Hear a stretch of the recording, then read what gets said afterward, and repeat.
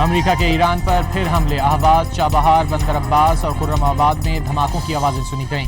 امریکی میزائل اہواز شہر میں کینسر اسپتال کے قریب گرا، فوجی بیرک کو بھی نشانہ بنایا گیا۔ تہران میں فضائی دفاعی نظام فعال کر دیا گیا۔ ایرانی فوج کا امریکہ کا MQ-9 ڈرون تباہ کرنے کا دعویٰ۔ ایرانی وزارت صحت کے مطابق حالیہ حملوں میں فوجیوں سمیت 35 افراد شہید، 300 زخمی ہوئے۔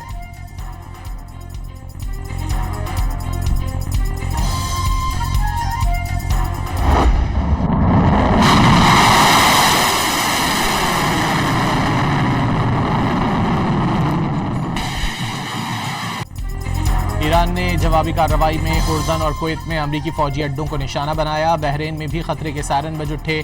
کویت میں فضائی حملوں کی اطلاع پر دفاعی نظام فعال کر دیا گیا۔ امریکہ نے ایرانی بندرگاہ کی جانب جانے کی کوشش کرنے والے ٹینکر جہاز کو ناکارہ بنا دیا۔ امریکی سینٹرل کمانڈ کے مطابق تجارتی جہاز نے امریکی ناکہ بندی کی خلاف ورزی کی کوشش کی، جس کے دوران متعدد وارننگز کو نظر انداز کیا گیا۔ امریکی طیارے نے میزائل فائر کر کے جہاز کو ناکارہ بنا دیا۔ صدر ڈونلڈ ٹرمپ نے ایران کو اپنا رویہ بہتر کرنے کا مشورہ دے دیا۔ دعویٰ کیا کہ ایرانی رہنما ملاقات کرنا چاہتے ہیں، وہ معاملات طے کرنے کے خواہش مند ہیں، دیکھیں گے کہ ان کے ساتھ کوئی سمجھوتا کرتے ہیں یا نہیں، ایران کو جلد شکست دیں گے۔ امریکی صدر نے بتایا کہ ایران نے بائیڈن دور میں گرفتار امریکی خاتون کو چھوڑ دیا ہے، ایران کے اس خیر سگالی اقدام کو سراہتے ہیں۔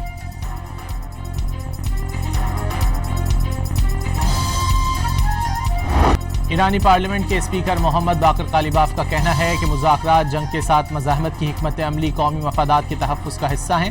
اگر ایران کو مفاہمتی یادداشت سے کوئی فائدہ نہیں ہوتا تو اس پر عمل کرنے کی کوئی وجہ نہیں۔ اس مرحلے پر مذاکرات کا مطلب سمجھوتا کرنا نہیں۔ باقر قالیباف نے کہا ہے کہ ایرانی فوج کو دشمن کی جارحیت کا مقابلہ کرنے کی مکمل آزادی ہے۔ ایران کی قومی سلامتی آبنائے ہرمز پر ایرانی انتظامات برقرار رکھنے میں ہے۔ امریکہ کا مقصد نظام گرانے کے ساتھ ایران کے ٹکڑے کرنا بھی ہے۔ ہمارے پاس اپنی قوت اور مضبوط بننے پر انحصار کرنے کے سوا کوئی چارہ نہیں۔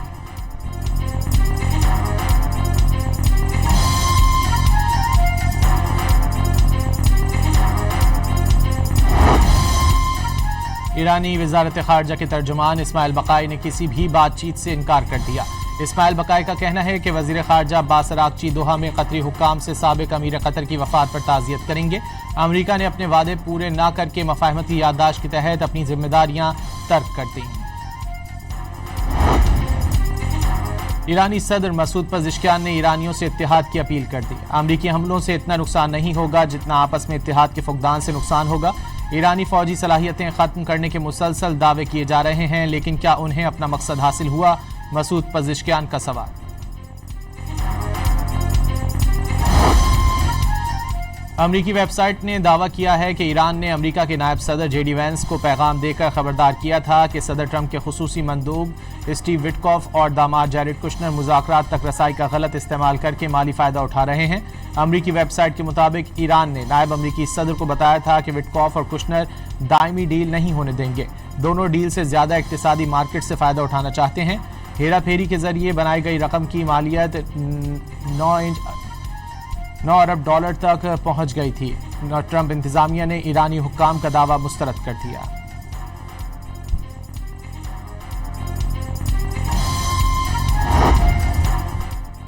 امریکہ ایران کشیدگی کے بعد عالمی منڈی میں تیل کی قیمتوں میں اتار چڑھاؤ جاری۔ برطانوی کروڈ کی قیمت $85 فی بیرل تک پہنچ گئی۔ امریکی خام تیل $80 فی بیرل کا ہو گیا۔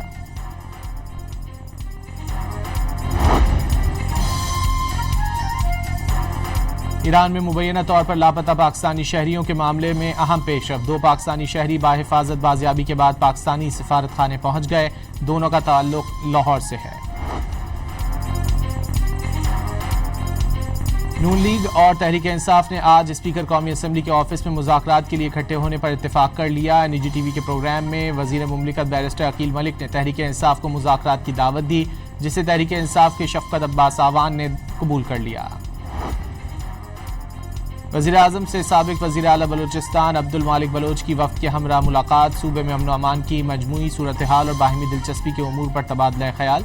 وفد کی وزیر اعظم کے بعد مولانا فضل الرحمان سے بھی ملاقات، مجموعی سیاسی صورتحال پر غور۔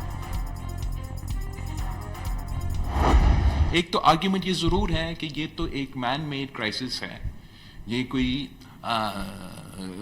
غیر سیاسی ہینڈلنگ کی وجہ سے اور نامناسب بیانات کی وجہ سے یہ کرائسس اس پوزیشن پہ آیا ہے، اور میں بالکل سمجھتا ہوں۔ بلاول بھٹو نے پاک فوج کو ریڈ لائن قرار دے دیا۔ پاکستان اور فوج کے خلاف کوئی بات برداشت نہیں کی جائے گی، ہمارے دل کشمیریوں کے ساتھ دھڑکتے ہیں، کشمیریوں کے ساتھ کیے گئے عہد کو پورا کرنا ہے۔ بلاول بھٹو کا مظفر آباد میں پیپلز پارٹی کے عہدیداروں اور ٹکٹ ہولڈرز سے خطاب۔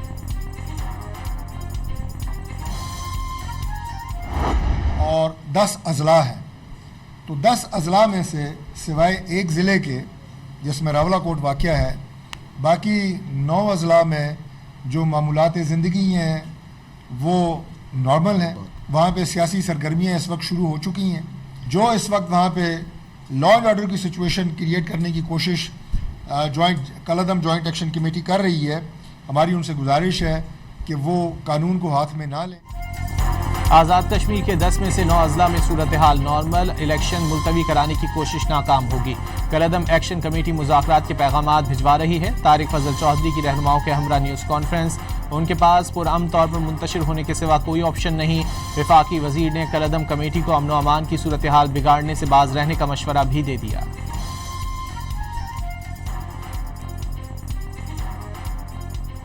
میں معافی مانگتا ہوں اپنے فوج کے جوانوں سے، میں معافی مانگتا ہوں ان شہداء کی ماؤں سے، میں معافی مانگتا ہوں ان شہداء کے بچوں اور اہل خانہ سے جن کو آنا پڑا کہ وہ آگے کہیں سوشل میڈیا پر کہ ہمارے بچوں کی توہین نہ کرو۔ حافظ طاہر اشرفی نے توہین پر شہداء کے لواحقین سے معافی مانگ لی۔ سیاستدانوں سے سیکیورٹی اداروں کو تنقید کا نشانہ نہ بنانے کی اپیل۔ علماء کرام کا فوج کے شانہ بشانہ کھڑے رہنے کا اعلان۔ طاہر اشرفی نے کہا قومی پیغام امن کمیٹی متشددانہ رویوں کو ختم کرنے کے لیے ہے۔ چیئرمین اسلامی نظریاتی کونسل راغب نعیمی نے امید کا اظہار کیا کہ مسالک و مذاہب مل بیٹھیں اور مکالمہ کریں تو بہتر نتائج ہوں گے۔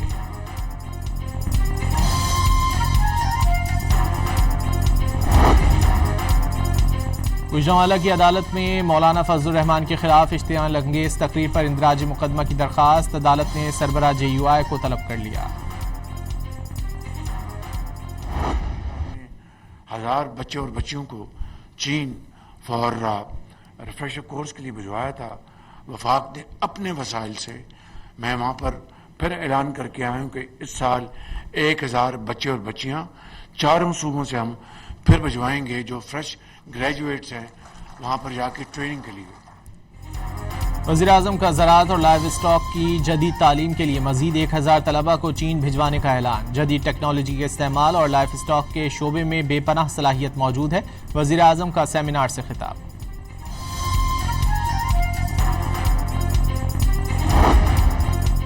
وزیراعظم کی FBR کے سینئر افسران کو ہر ماہ کے پہلے ہفتے کراچی کا دورہ کرنے کی ہدایت۔ باور کرایا کاروباری برادری سے براہ راست رابطہ ہوتا کہ ان کے مسائل بلا تاخیر حل ہو سکیں۔ شہباز شریف کی زیر صدارت FBR اصلاحات پر جائزہ اجلاس، پاکستان کی معیشت استحکام کی راہ پر گامزن قرار۔ رواں سال معاشی ترقی اور کاروباری سرگرمیوں کے فروغ کا سال ہوگا، وزیراعظم کا خطاب۔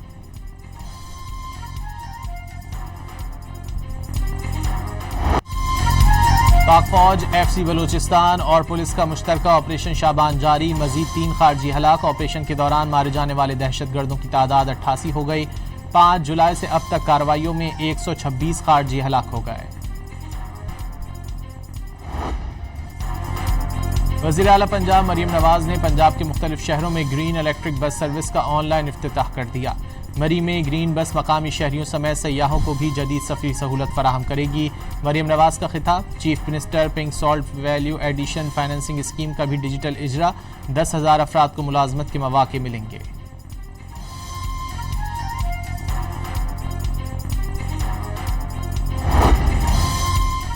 لاڑکانہ میں پولیس کارروائی کے نتیجے میں 16 مفرور ملزمان نے ہتھیار ڈال دیے۔ ڈہانی گروہ کے ارکان 15 برس سے جاری خونی تنازع کے اہم کردار سمجھے جاتے ہیں۔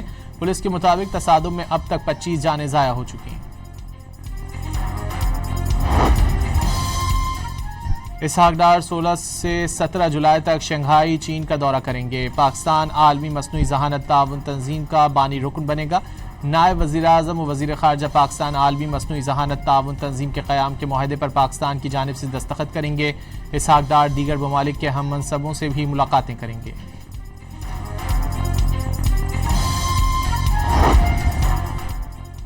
پاکستان میں ایل این جی کا ایک اور کارگو خرید لیا.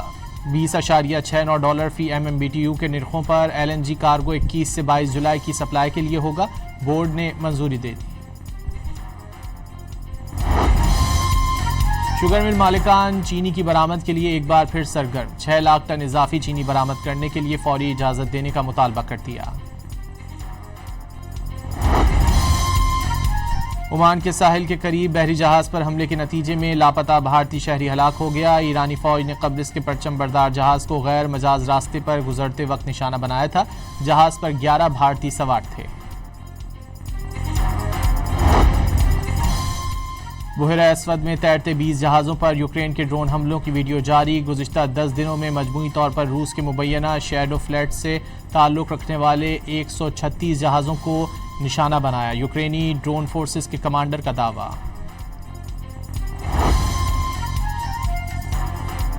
فیفا ورلڈ کپ کے دوسرے سیمی فائنل میں دفاعی چیمپئن ارجنٹینا نے انگلینڈ کو شکست دے کر فائنل کے لیے کوالیفائی کر لیا. ارجنٹینا نے انگلینڈ کو 1 کے مقابلے میں 2 گول سے شکست دی. فائنل میں ارجنٹینا کا مقابلہ اسپین سے اتوار کی شب ہوگا.